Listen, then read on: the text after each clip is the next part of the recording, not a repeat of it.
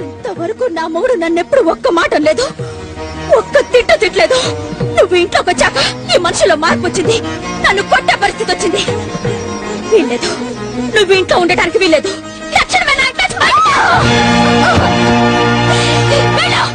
వెళ్ళిపోతానక్క.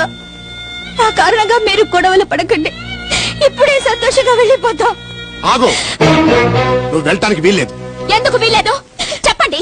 మీ మనసులో ఏ దురుద్దేశం లేకపోతే, తనతో ఏ సంబంధం ఉండకపోతే దానికి పెళ్లి కొత్తుంటున్నారు. దాన్ని బయటకి ఎందుకు పంపనంటున్నారో చెప్పండి. ఈ ఇంట్లో ఉండటానికి నీకెంత హక్కుందో తనకి అంత హక్కుంది. పని మనిషికి నాతో సమానమైన హక్క. మనిషా పని మనిషి కాదు, నేను తాళి కట్టిన భార్య.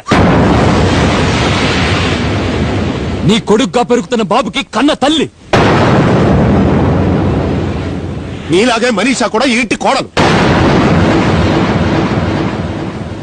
వదినా, జరిగిన దాంట్లో భయ్య తప్పేమీ లేదు.